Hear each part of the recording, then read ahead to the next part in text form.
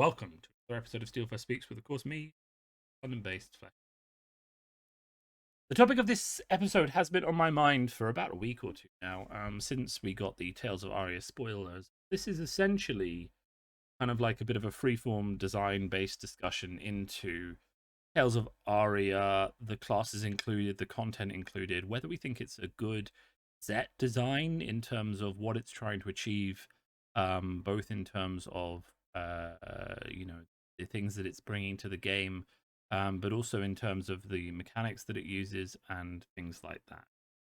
We're going to start off our discussion. So I actually drew up a list of these questions and sent them through LSS just try and get some feedback. I got the response, unfortunately, as you often get from companies when you're still quite a small YouTuber, I guess, that they didn't really have time to come back. But we are going to rampantly speculate answers to those questions anyway. So, because that makes things interesting. The first question I sent to them was, does James White want to comment on why there was another Runeblade included in this set? The most interesting answer I've seen came from Facebook, where someone said, actually, if you think about it, the only thing that can really counter big damage with Dominate from Guardian and big damage with Dominate from Ranger is unblockable arcane damage. The Runeblade was needed here to create that sealed balance, that limited balance that they are trying to achieve. I think that is an interesting conclusion.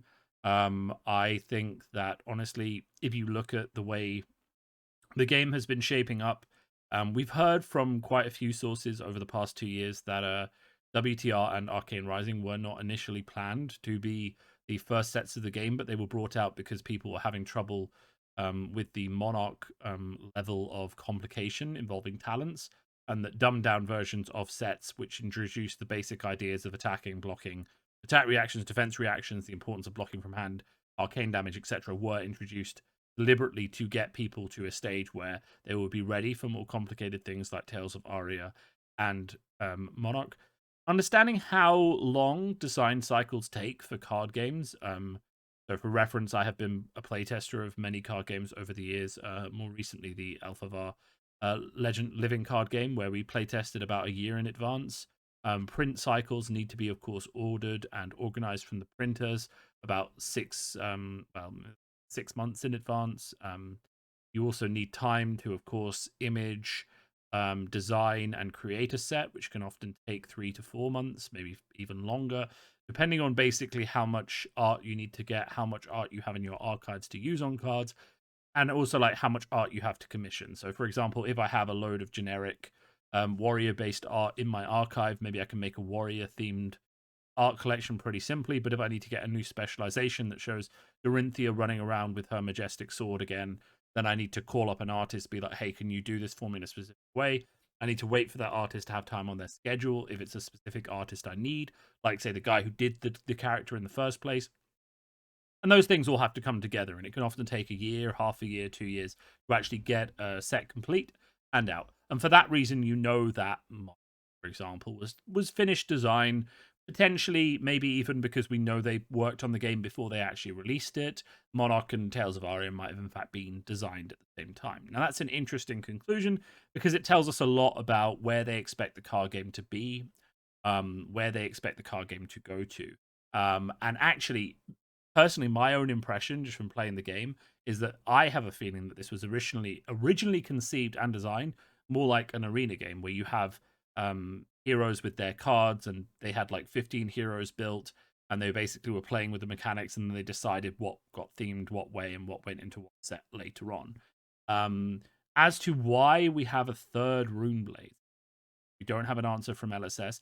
I personally am of the belief at this point, seeing the way that they keep getting support, that Runeblade is just James White's favorite class. And that's just putting that out there. No confirmation that. I think he said it's Wizard.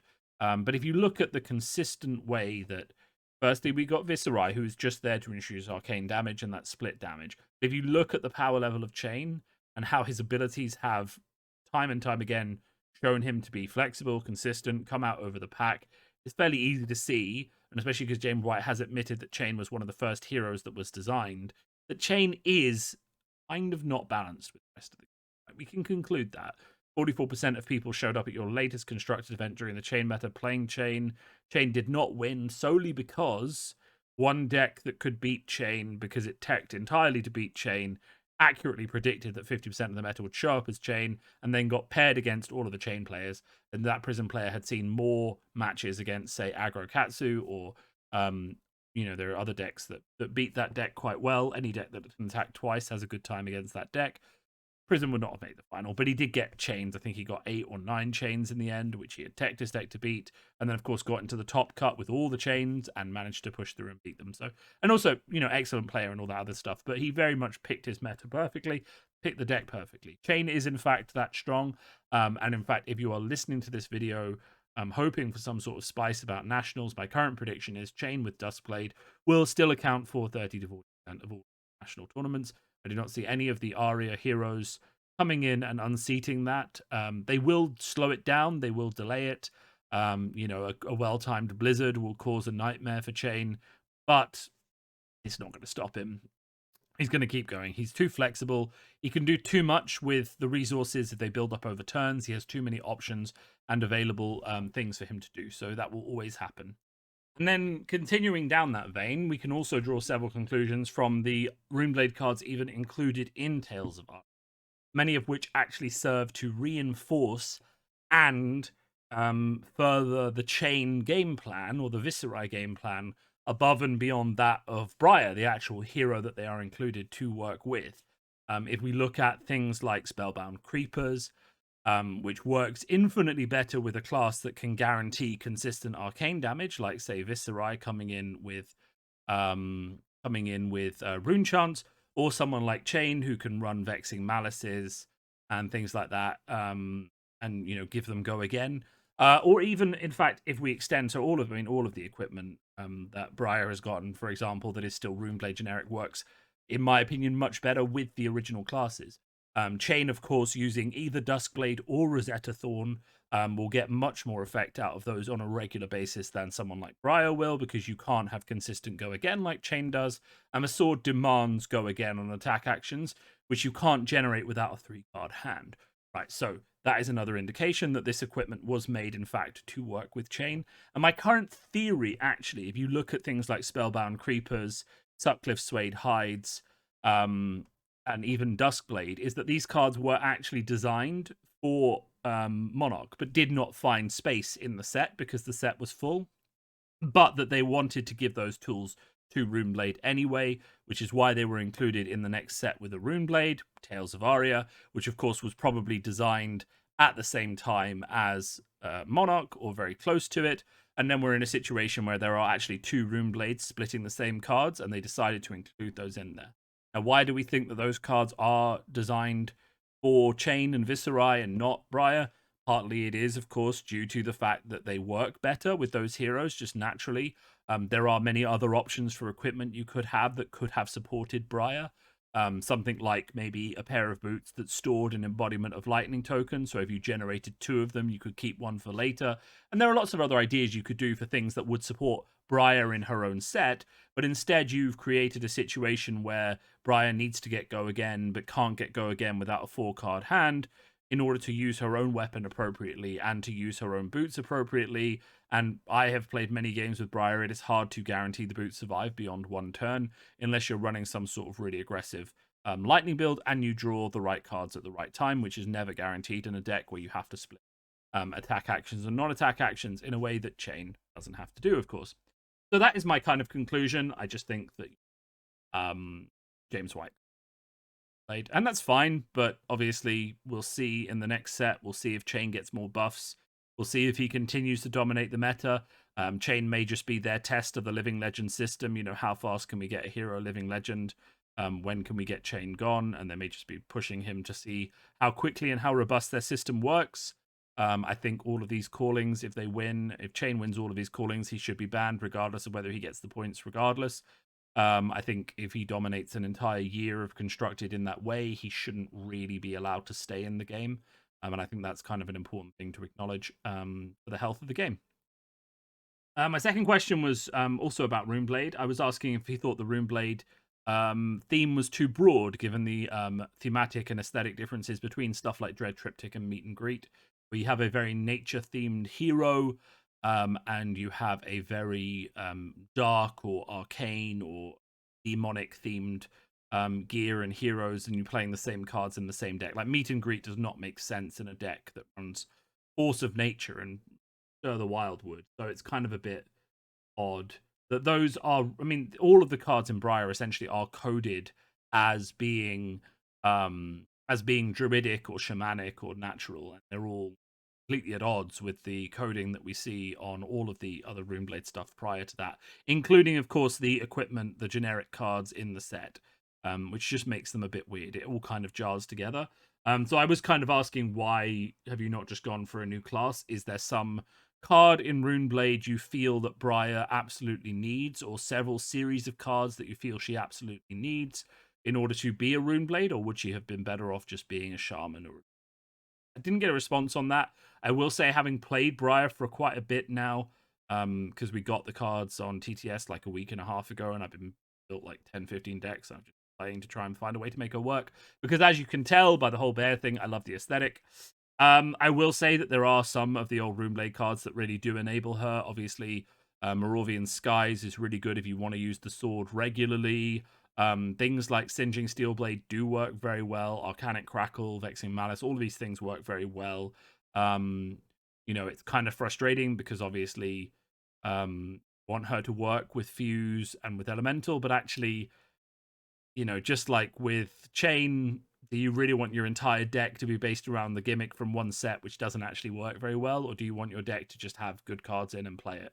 Right, that's the dichotomy of Tales of Aria, one which I don't think is solved by design. But we'll get to that later, because this is going to be a bit of a meaty episode. But let's finish talking about these questions first. I asked if the strength of Chain was predicted, and how people would react to a new Runeblade so soon after one had dominated the meta for 3. And now this is an interesting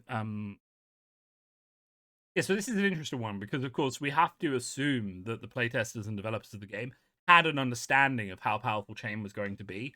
And I had a big argument with someone about this on Facebook when when Briar was first spoiled, and they were like, "Oh god, more cards for Runeblade. This doesn't make any sense." Because they were arguing that basically the developers couldn't have predicted how tuned Chain would get and how strong he would get. But my response to that is it's very, very simple. Chain's power is not based on a specific card or a specific combo that the developers wouldn't have noticed. Like sometimes in these games you have those bugs where two people put a card together that the developers didn't think they were going to go together, and then suddenly the class was way more powerful because it was a combo, right? And they just didn't see it coming, right? That happens in card games. You can't test things with like 20 people as well as 2,000 people can. But Chain's power doesn't come from that. It comes from the base mechanics of the class and being able to get more cards than anyone else on a specific turn and just push through more damage than anyone can. It is also his balance, but the balance of that is kind of like off, because you get way more, enough to like not need to block anymore. So it's kind of like his power coming from base mechanics means that their playtesters should have seen it. So there's no way they missed that, right? You just don't miss stuff if you're a playtester. You don't miss something coming from the base mechanics of a class, because that's something you test every single game, repeatedly. Even if you have a different play pattern on the development teams, which can happen, you will spot how powerful something like that is and ask questions about it. And I don't think anyone on this development team would have missed the power of Chain. So I think that was predicted. Maybe they thought the meta would respond to it better and that people would try and beat Chain more. Maybe there's some deck that we haven't seen that can beat Chain, but I don't see it myself. My point is that Chain was predicted. And I think if you're being savvy about this, you don't suddenly give Chain more support when Chain has been winning, and you don't give Chain new cards that work really well in him when Chain has been winning for 6 months. That's the sign of what we call, well, that's the sign of designer favoritism, really. To harken back to what I was saying before, that's the sign of, oh no, but old him's going to hurt Chain if he comes into the meta, so I need to make sure Chain stays competitive, rather than smart thinking, which says actually Chain has been dominating the meta for 3 months. It's okay if he turns into a B tier deck because of old him coming in. We don't need to give him more support. Let's put something else in this set. But it may just be the case they needed to put Runeblade in to balance out the dominate that's happening in Aria at the moment. But actually, I don't know. I don't think that it does. I think Runeblade in this set was a mistake, both for marketing and PR reasons and perception and community response, but also just because Chain didn't need more support, and I think he will be fine even without Duskblade or Sutcliffe Spellbound Creepers.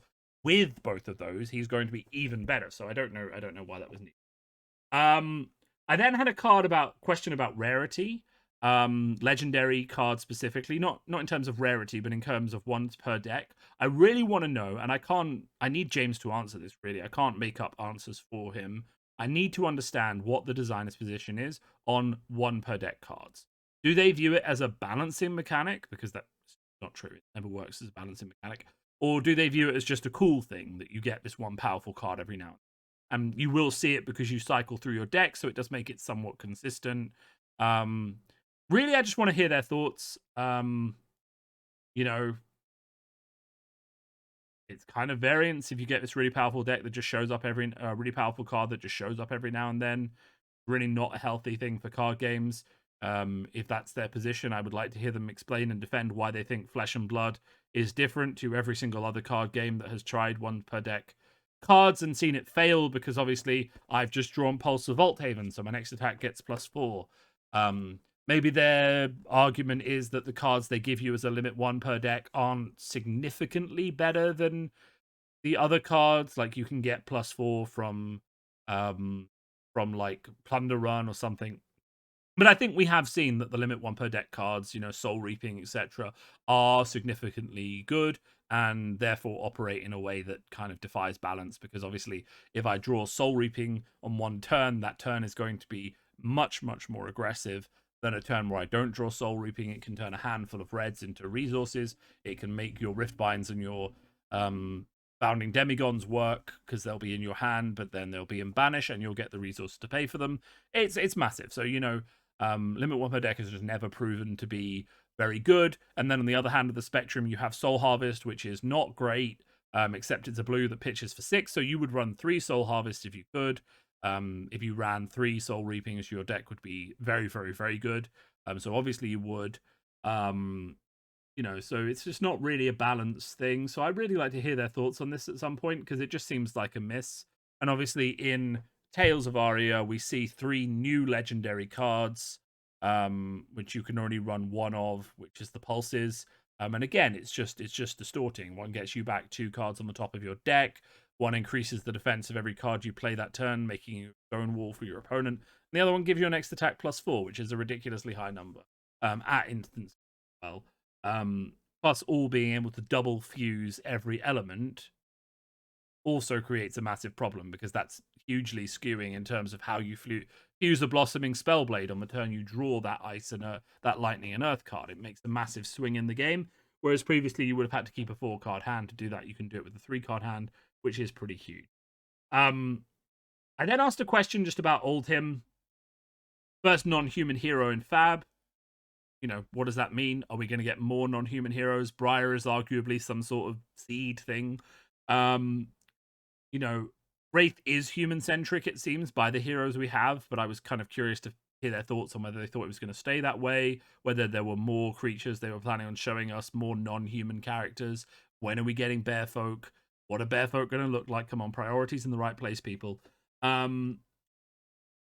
Then I kind of wanted to talk a bit about the design idea of class identity versus balance. Because a lot of people have been coming up with this theory that it doesn't really matter what the class is called in the text box. It's all about how it's coded. So it doesn't matter if Briar is an elemental Runeblade. If she looks like a druid, speaks like a druid, we'll just treat her like a druid. Bolton is clearly a paladin. He's a light warrior. And how does that reflect their vision of the game? Like, is their vision of the game to represent classes in terms of those talents, or is it going to represent the game in terms of specific classes that harken back to the RPG key classes that we're all always thinking of? Do you go Earth Wizard? Is that a druid, or is that an Earth Wizard? Does it operate right? Which I think would have been good to have a really good answer on. So I didn't get any answers on those. And then I wanted to ask, so my last question, I'm going to finish up this segment where I run through these questions, because I think it's been interesting to speculate, obviously, on what the answers might have been. Though, obviously, without a proper answer from LSS, we can't speculate on what the answers were. But equally, I'm entitled to my rampant speculations, and if James White wants to come on here and deny the fact that Runeblade is his favorite hero, and therefore that's why it keeps getting loads of powerful cards, he is more than welcome to. I will happily talk to him about any of these design pillars that he wants to discuss. I think it would be a very interesting interview. But my last question, was based around the idea that classes aren't going to get support for quite a long time, just based around the structure of the sets and how often you can support a class. Some classes might not get support for 1 year, 2 years, especially as you start adding more heroes. So take, of course, Kano, for example, who hasn't had support since Crucible, which would have been over 2 years ago. Was it a year and a half now? I don't know. But obviously, the game seems to be designed in a way that promotes class loyalty. So we have expensive class-based legendaries. We have class-based, appeal in terms of the RPG tropes of I like to play a ranger, I like to play a druid, a bear, I like nature themed, right? We have all of that mixed into this game. It does reward factional play because obviously Majestics and Legendaries are expensive. So getting a full set of, say, Ninja Majestics, or now getting a full set of Runeblade Majestics, lets you play 3 heroes of the same class, but keep running with a similar theme. And it seems like the factionality of this game is one of the key pillars of its design. So I want this game to be factional. I want people to want to play Ninja, collect Ninja, and enjoy the Ninja style of gameplay, which has some overlap as the different ninjas come out. That does seem to be intentional. However, that doesn't really mesh with the release cycle that says that some classes aren't getting cards for 2 years, right? Because do you expect someone to keep playing? And I think this is something interesting that we're going to get an answer on, is do the designers expect someone to say keep playing Warrior regardless of what new stuff comes out? Is it like, I want to be able to play Dorinthia against everyone, therefore I will just keep playing Dorinthia for 2 years until Warriors get new support? Or do they expect more people to shift and change as the game brings out new heroes?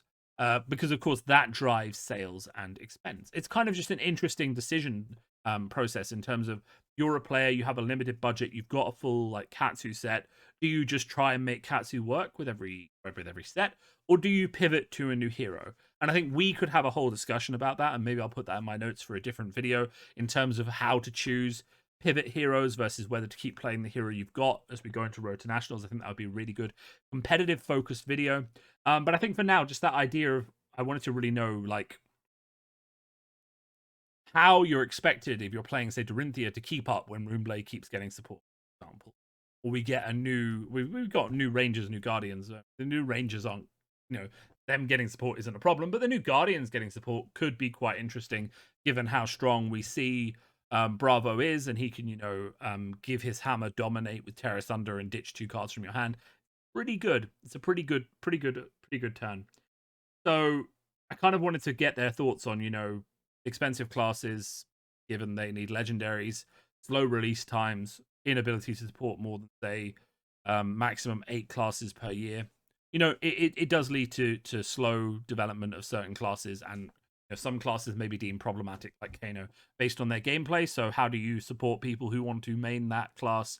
Do you expect it? Because factionality in games is interesting. Go back to Legend of the Five Rings, which of course TCG ran for 25 years.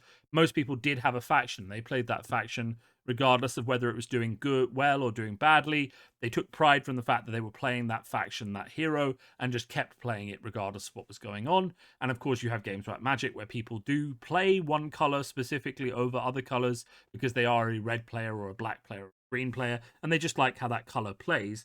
But of course, you have a lot more people who are just happy to play whatever is good, whatever is working, whatever control deck, whatever aggro deck, it doesn't matter. And it's interesting to see whether they think Flesh and Blood falls into category A or category B, how much they expect people to just maintain that one class, and how they expect to support people maintaining that one class in the long term. I think that's a very interesting design question. So I didn't get any responses on those questions, but obviously you've heard what I think about them from my side, and some interesting speculation about what could be the answer. And of course, if LSS want to comment or come back at me on any of those questions, I will happily get their responses or talk to them and see what they think. Moving now on to the Tales of Aria sort of section of the design of this set. So, of course, in Aria, we have a very interesting take on design, separate from things we've seen before. So, obviously, in the first set, we had 4 classes, so 4-way split of cards, lots of generics. In the Crucible set, it was supplementary. In Monarch, we saw a two-way split between Shadow and Light, and then, of course, a two-way split within those, so a subdivide of 2, meaning that roughly, not a quarter, it's roughly a third of the cards could be used for either hero. And actually, in Aria, we see the same. So I reckon if you look at Monarch, you'll see roughly a third of all the cards can be used for each hero. It kind of works out the same in Aria, where you have Earth, Ice, and Lightning, so roughly a third of the cards can be used for hero. But it is less of a hard divide between Shadow and Light. There is more of a fluid divide.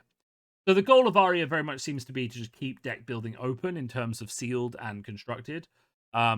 It gives you that option to draft, say, Ice completely in a draft, and then slowly pivot towards Earth or Lightning as you go into Oldhim or Lexi, and basically give yourself those options rather than just choosing class cards early. The fact that the Ice cards are the element cards in the boosters as well aren't specifically that available.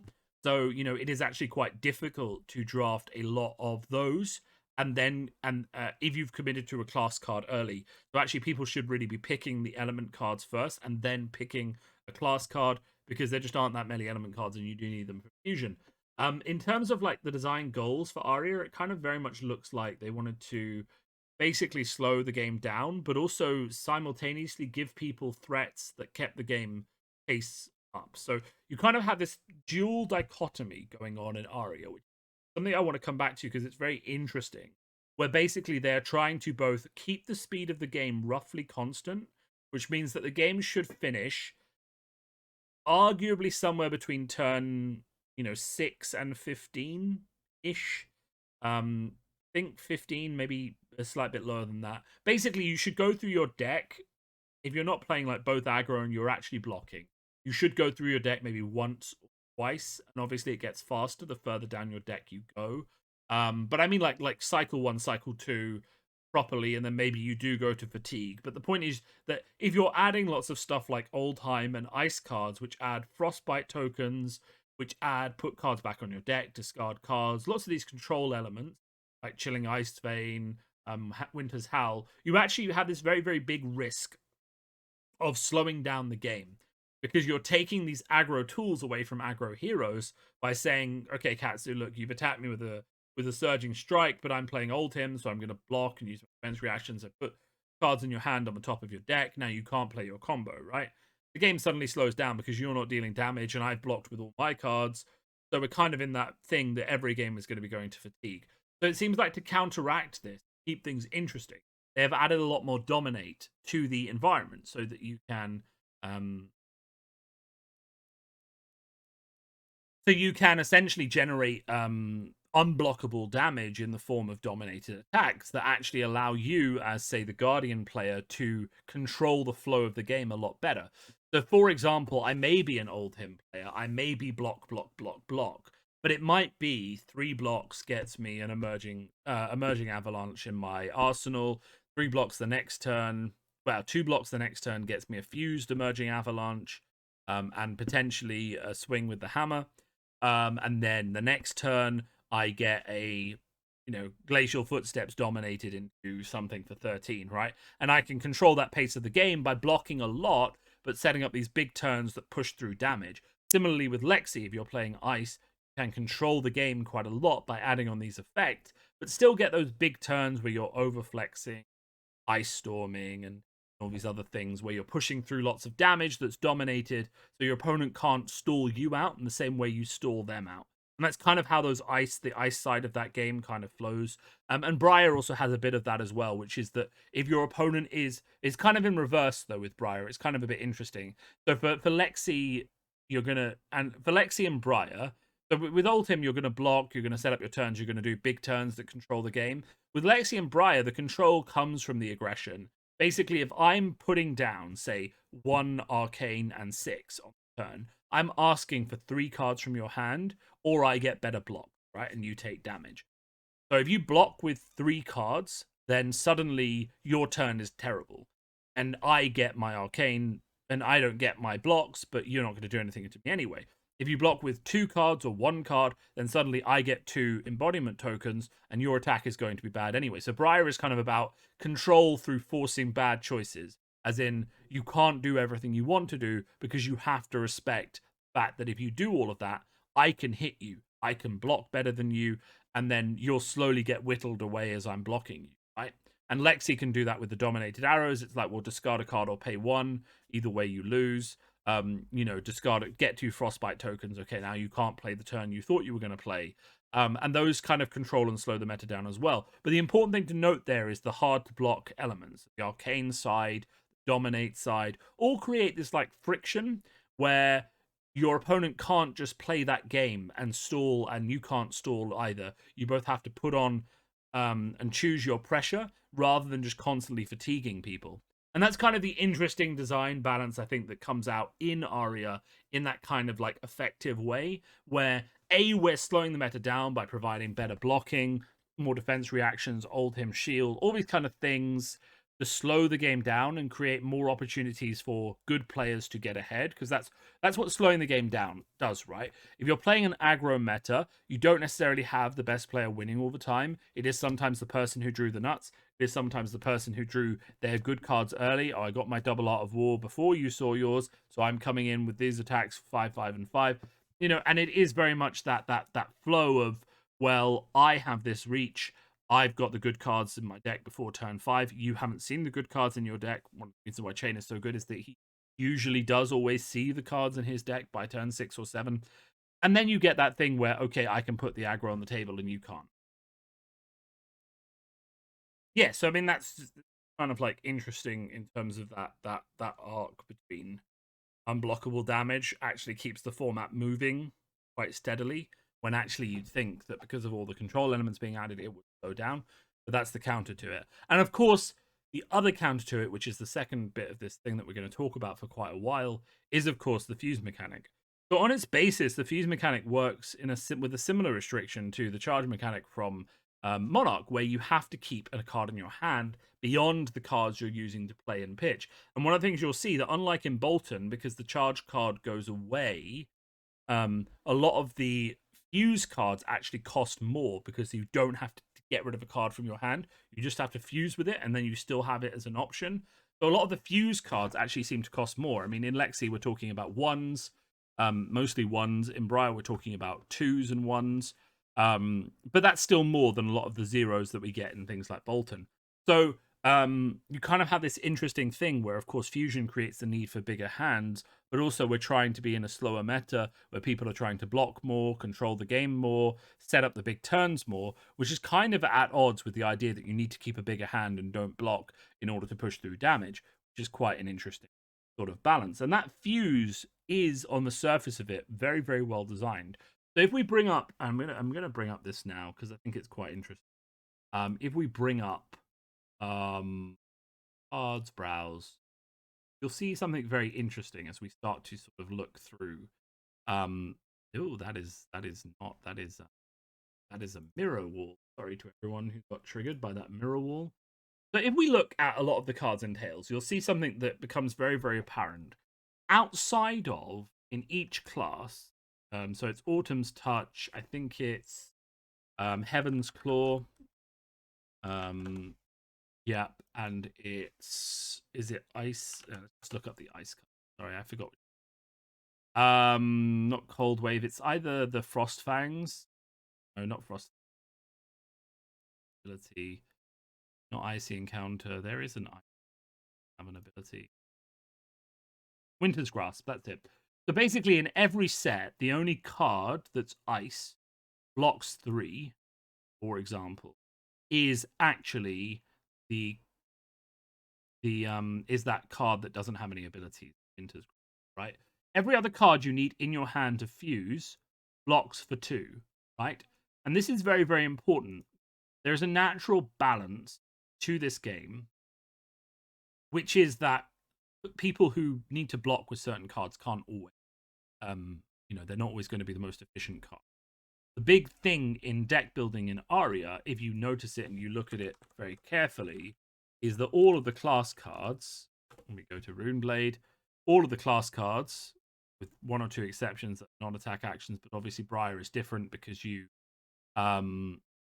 get the embodiment tokens. But if we go to Ranger, go to Lexi, you'll see that the class cards are the ones that block for 3, and the ice cards and the other cards you have to put in your deck are the ones that block 2, right? It's very, very easy to be in a situation where I'm Lexi, I want to keep an icy chill vein.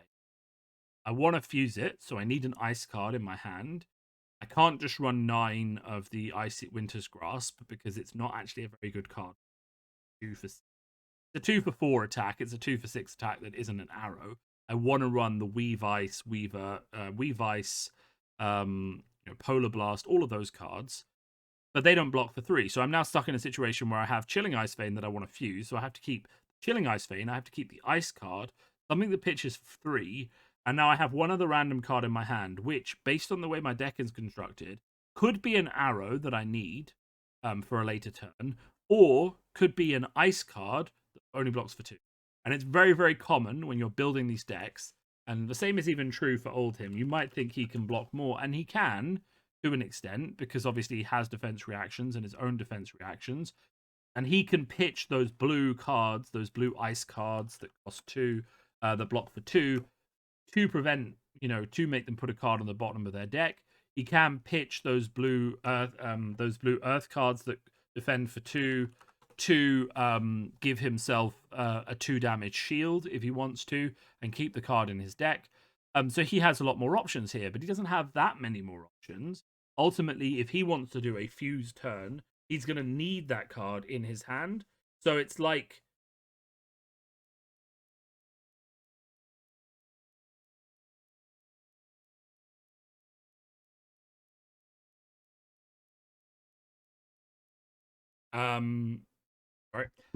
so yeah, that is kind of the inherent balance of this set, which is that all the cards you need to fuse are tuned slightly below what you would expect and what you would need them to be, I think, to really feel effective. And that is a conscious decision. The question really you have to ask is the power of the cards you're fusing basically worth the price of fusing them, right? And there are obviously certain cases where we can say yes. If you can fuse Blossoming Spellblade, it is a very annoying attack, especially if you buff it with a Bramble Spark. Bramble Spark, when fused, is really, really good, because the only cards that share this similar level of buff are Plunder Run and require being played from Arsenal. I will say that Plunder Run, of course, 3 damage and draw a card when played from Arsenal. You just have to Arsenal it, but Bramble Spark can be played from your hand, which is a significant advantage.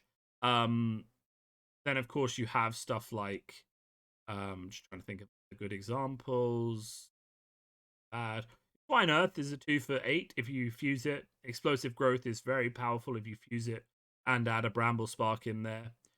Stuff like Exposed to the Elements is quite fun for destroying equipment. Fulminate is interesting. Mulch is quite good in terms of like putting stuff on the bottom of their deck, so it becomes a pseudo Command and Conquer, but obviously it costs 4 for 8. The question is, would you rather just buff Command and Conquer with an Earthlaw Surge or something like that? Rites of Replenishment is quite interesting. Hallowed Rites just puts a non-attack action on the bottom of your deck for 1, even if you play it from hand. This one requires fusing to put an attack action on the bottom of your deck.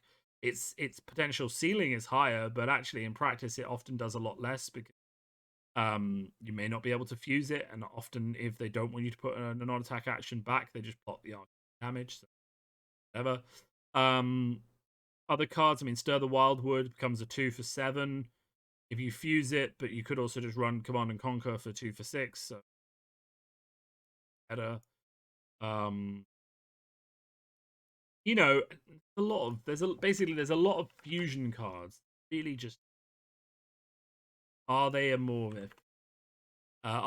expensive version of a card that works better, or are they like, are they just like, a worse card of a card we've seen, but balanced in some way because of the fusion, right? Emerging Avalanche, I would say, is definitely up there in terms of creating a Frostbite token. Endless Winter's really good. There are lots of good examples where the fusion mechanic pays off. Like Chilling Ice Vein is somewhere where it massively pays off. You do wonder though, like how much, like for example, would Chilling Ice Vein have been broken if they had just made it a 1 for 5 2-block arrow or 1 for 5 arrow that just did this on its own attack, right? Doesn't need like because obviously the fusion has to get you something. In case it gets it, the fact that it hits every attack this chain. But like, would it have been okay if they just made it that ability without the fusion, but just working on? Like, in some ways, fusion does feel like a bit of a gimmick designed solely to increase the hand size required to play the cards effectively, and thereby kind of decrease the amount that someone can block on the turn they want to put out damage. And it does work from that perspective in terms of, if I want to fuse Oakenfold, I have to take a 4-card hand into it because I have to pay for it, I have to fuse it, which means that in order to play Oakenfold, get 9 damage dominate through, I am likely going to have to take however much damage is coming at me from the other side. I'm getting 12 damage from Chain. I'm going to have to take Briar's damage. You know, the fact is that is basically forcing people into a specific play pattern. It forces you into the play pattern, which is sort of already established in other sets, where you take damage in order to deal damage, but it kind of amplifies it because your cards literally aren't as good as they would be if you hadn't taken damage in order to fuel the effects.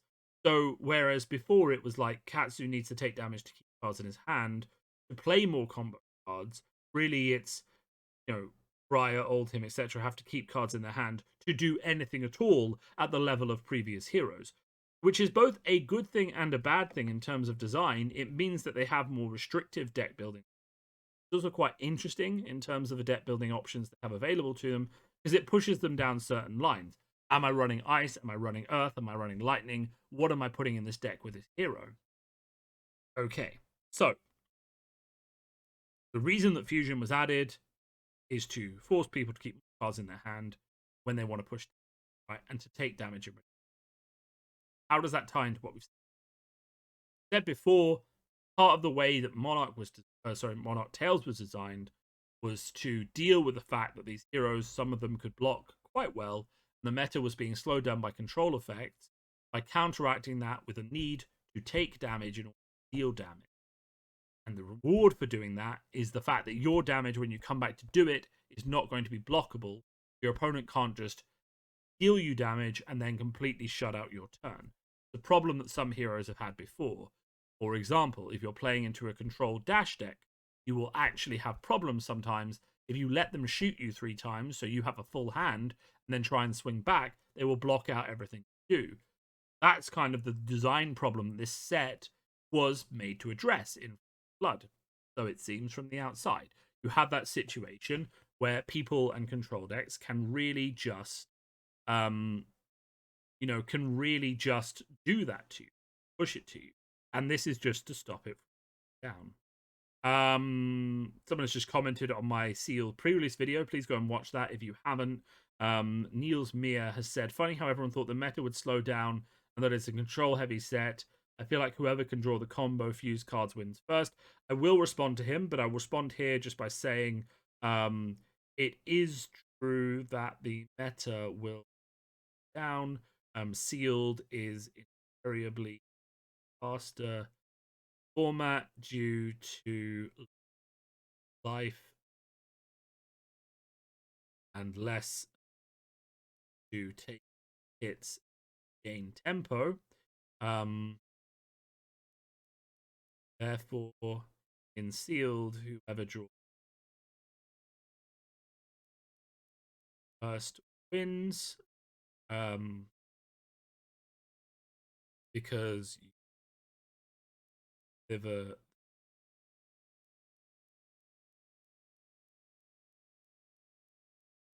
constructed. So yeah, I do think the meta will slow down a bit. I think we've seen that a little bit with Control Prism, but I don't think you get, like, it's not going to make everyone happy. I don't think you're going to get the level that you want from I don't think you're going to get the level that you want from of change. There's a few things going on which we're going to address in my next classic constructed focus video about nationals, where basically a lot of people are not going to be able to play these heroes because they're legendaries. I've already seen cold foils up for 300 and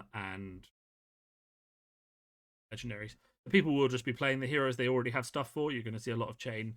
The meta will stay fast because chain can keep the pressure up. and if it slows down too much, he's going to be Duskblade. So that is just something to be aware of. You know, the reason the meta won't slow down is because a lot of damage will be unblockable, and a lot of damage will just keep coming regardless of how much you block to the last turn. Right, block for 12 one turn, they'll keep coming for 12. You're not stalling them. Kind of tricky to find that balance. But from a Tales of Aria design perspective, I think Fuse in terms of sealed is probably paying off because it forces you to go. So this is it. So we're talking about why Tales was designed the way, right? It's clearly been designed from the outside in a certain way to basically, as I've said before, reward bigger hands by giving you more power, give you more ways to both block, and then when you do decide to come in, stop you from being blocked completely. But a lot of what we see is actually designed, I would say, with limited first in mind, rather than the constructed meta. And I mean, obviously, if LSS or James wanted to disagree with this, that's fine. You know what your real thoughts were when you were designing it. But for me, the elemental cards, both the fact that there are no generic, and the fact that you require those elemental cards to fuse, just seems like a draft focused decision entirely. Because, and I'll say this, so the way the boosters are structured is you get 4 elemental cards, you get, I think, 1 or 2 generic elements, and then you get 6 class cards, 2 for each. And there's probably some, and there's an equipment / amulet slot, and there's a foil slot that can be random, and some other stuff. So that's probably not exactly correct, but that's kind of roughly what it is. And the fact is that those 4 elemental cards in a draft will go a lot faster than the class cards, because you definitely want to make sure you have enough elements to fuse with. And I would be much, much happier, say if I was drafting Oldhim, taking a load of good ice cards and then slowly picking up Oldhim's cards when I see that he's open, or Lexi's cards when I see that she's open. When I say open, I mean, like, if you're drafting and you know that there's 2 Ranger, 2 Guardian, 2 Runeblade cards in a pack, if you get in your first pack that you get past, 1 Runeblade card is missing, you know the guy to your right is picking Runeblade. If if you get the second pack and you know a Guardian and a Runeblade card is missing, you then know the guy 2 seats to your right is drafting Guardian Runeblade, and so on and so forth. So you can kind of see by pack 3 or 4 if there's a class that no one to your right is really taking yet. Maybe they really wanted one of the classes that came out. Maybe they got a Majestic for one of the classes that came out. And you can kind of see if there's a really powerful hit card, like a Majestic or a Chilling Ice Vein Red or a Bramble Spark Red, that no one has gone into Runeblade yet, because they would have taken that. Now, obviously, it can be flawed. They might have got a Bramble Spark and a Blossoming Spellblade in the same pack and decided to take the Blossoming Spellblade, right? But generally, you can read those tells. Now, if you take class cards first, you are making those signals, which is fine if the class cards are good enough to be pack 1, pick 1. But a much better strategy is to draft the elemental cards first. You can fuse whatever you do draft later on in pack 2 and pack 3 once you've read the signals from the table. Now, from a sealed perspective, of course, designing element fusion means you are creating a good reason for people to chase generics beyond just generics being chased. And one of the things that we saw as a problem in Monarch drafting is that really once you picked light or shadow, you were locked into light or shadow. In this set, as long as you draft elemental and then ice, or elemental and then lightning, you are actually still open for Lexi or Oldhim until the point that you start taking class cards and end up with a lot of class cards. Those you lock in a lot later, which is why I think personally this elemental thing seems to be designed for limited only. And in fact, actually, I would say that it is not really that desirable in constructed, because it is essentially just a design by numbers thing. Where if I'm building my deck for Earth Fusion, similar to the way that Kano decided he needed 30 blues or 29 blues or whatever to build a constructed deck and draw a blue in every hand, you really just have to do the math. And if you say to yourself, I am running all of these Earth Fusion cards, I need to draw Earth Fusion, therefore I need an Earth card in every hand, then you go to that hypergenomic or name of it, but you go to the calculator that works out how many of a certain card you need to run to see anyone in every hand, and you put that many cards in, it'll be like 25 to 30, and then you just draw an Earth card every hand, right? And it's not difficult from a constructed deck building.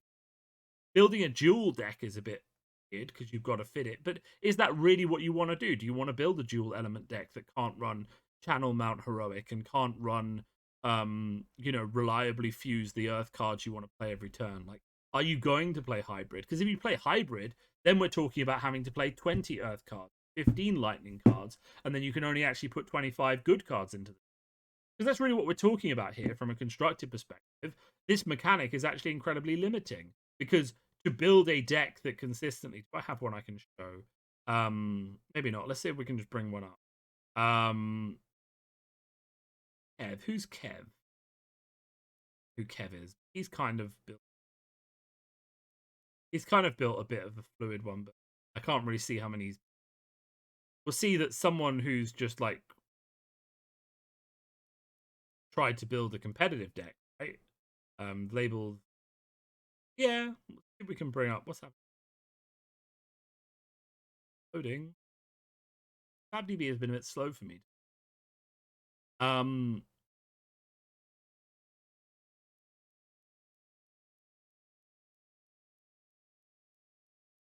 a look at Hannibal's Earthfire. See, a lot of people are just abandoning specific dual element strategies for a singular element strategy. They're putting in stuff like Command and Conquer, and they're putting in, because stuff can buff Command and Conquer, and they're putting in Ball Lightnings in blue just to get a bit more damage through if their stuff hits, and Electrify to draw some cards. But they're not really leaning into this idea of dual element strength. They're just leaning into the idea that maybe I can pitch Pulse of Candlehold and Blossoming Spellblade at some point and play those late game. How does for example, how does Blossoming Spellblade work in this deck? Because you have a total of 3, 6, 8 lightning cards. Really going to be drawing your lightning card, are you? You're going to be playing all these Earth fuses, and you hope to pitch a lightning card later on. And that's really just the problem. It's not exciting deck building when so much of your deck is constricted by these elements. That's a bit of a trouble. Because essentially, we can already see by looking at them, comparing the power level of, say, Evergreen to, generic 3 for 6 from, 3 for 6 from WTR. Like, you can get a 3 for 6 that blocks for 3 in generic in WTR, and that's fine.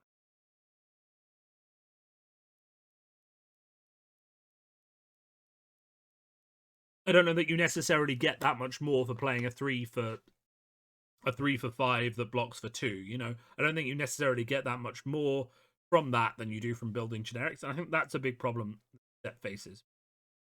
Because essentially, deck building is either by the numbers. So you either, and I'm doing a video on this later, so I won't go too much into how you by the numbers build. But basically, you either put in enough cards that you see one in every hand, or you just throw away that theme completely, and you just mix in a load of other random shit, right? That you don't really care about.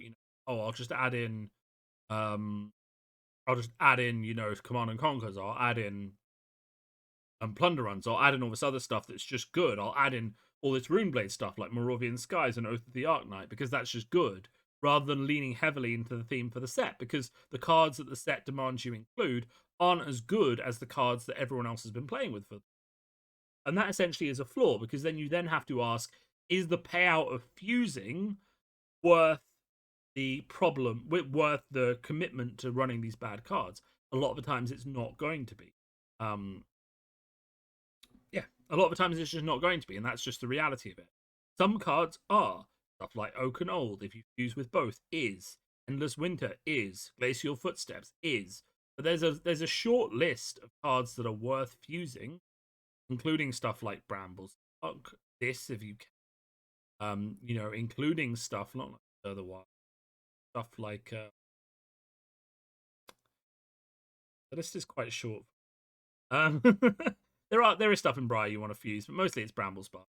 And maybe, I guess, Flicker Wisp. A lot of the lightning cards are actually worth, in my opinion.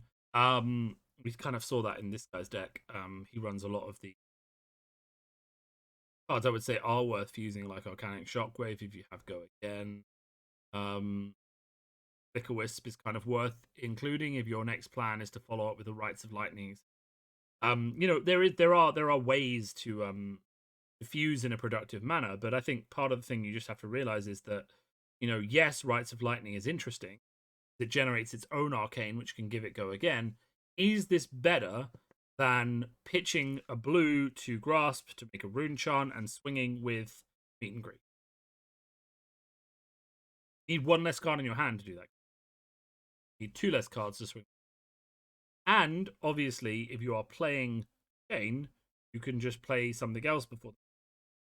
Play Vexing Mount, Shackle, guarantee 2 arcane, and then do meet and greet. If you're playing Viscerai, you can just build up 5 rune chants and go again. Whereas all your opponent has to do to shut down your entire turn with this, unless they only have 1 arcane and you played Flicker Wisp, is to just block the arcane. You know, is the fusing payout actually worth it for 1 arcane damage that they block coming in for 4 if you don't have go again? Getting into difficult questions here. So I personally feel like, and this is kind of like my takeaways from the set, is that the design is very good, especially for limited environments. I've already done a video that reviewed the sealed experience. I don't think the set is very good in sealed. I've done a whole video on that, so I'm just, please go and have a look at it in the last Steel. For the various reasons why I don't think this set is very good in sealed. However, having watched it being drafted, because French draft, and you know, having read the cards quite a lot and looked at how it would work in draft, I have a feeling that this will actually be a very good draft set, fueled by the power of those elements. And I can't wait. I'll be drafting next week as soon as I can. So I can't really wait for that the draft experience to begin. But I will say that in my mind, this as a constructed set does not necessarily bring all the in terms of deck building. It's very, I would say, restrictive in deck building, while also trying to feel very liberating. It actually does present quite a lot of restrictive deck building, where if you want to enable the new cards, you are cut off from running the old cards. Now, I want to leave by saying that that's not entirely a bad thing at this stage in the game's growth, right? Remember, I keep saying during Monarch, it was really good that certain heroes, and this you'll remember about Monarch, this became quite interesting as well, because a lot of heroes found the space for these cards later on. A lot of heroes initially, when Monarch came out, did not run stuff like E-Strike, Command and Conquer, Plunder Run, all of these older good cards that we already had access to.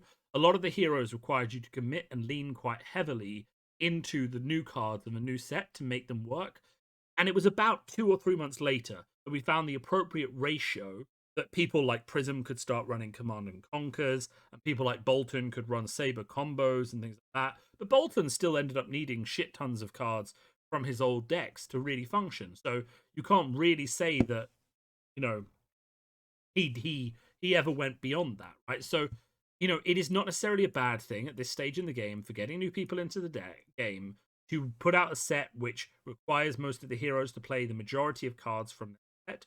The real question I have is that actually the best way to build? Is the best way to build these decks a fusion? And maybe the devs need to do like a series on this or something. But is the best way to play these decks a fusion of both of the elements where you can never reliably fuse either of them? Or you are running a lot of what I would consider to be bad cards in order to maybe turn on a good effect every now and then?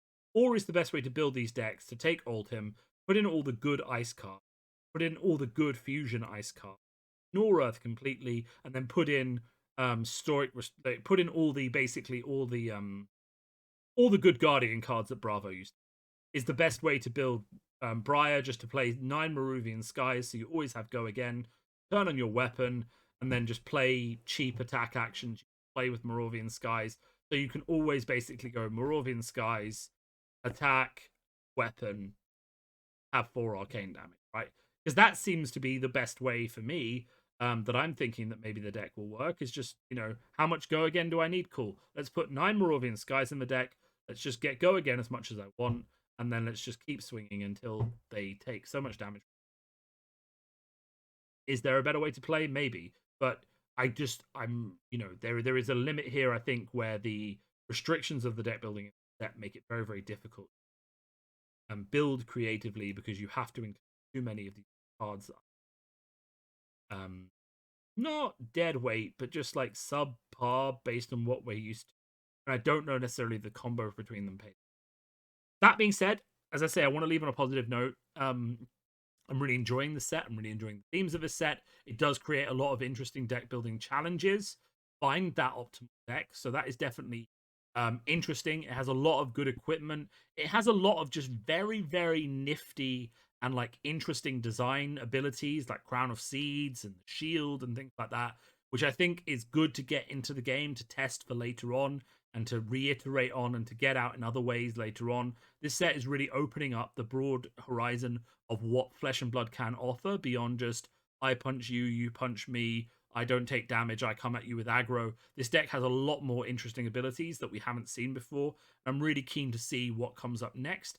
I'm really positive about the set. I'm positive about the design. I think it is very well designed. I just have questions about whether or not it's actually going to work in practice, or whether, and this is the question that comes up a lot, whether the simplicity of WTR, Arc, and Monarch heroes, namely Chain, Rinthia, etc., and consistency of those heroes means that even if you have an interesting Briar deck or Lexi deck, it doesn't actually get a carve a place in the meta because it is basically already overwhelmed by the existing consistency that is coming from what are already the top decks in the final takeaway. Thank you all for watching this video. As always, if you have watched this further, you have probably already liked and subscribed. If you have not, please do, because you've obviously enjoyed the video and enjoyed what I had to say. And I would obviously love to have you as a subscriber.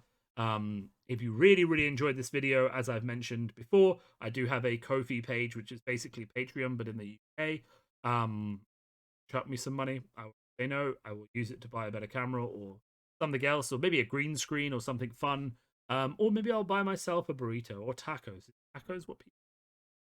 Yeah, something about buying tacos. But it should be a way to make success. Maybe it's a pathway to cold foil riches. Might be a pathway to exclusive promos from. Who knows? Thanks all for listening. I will talk to you all soon. Have a great day.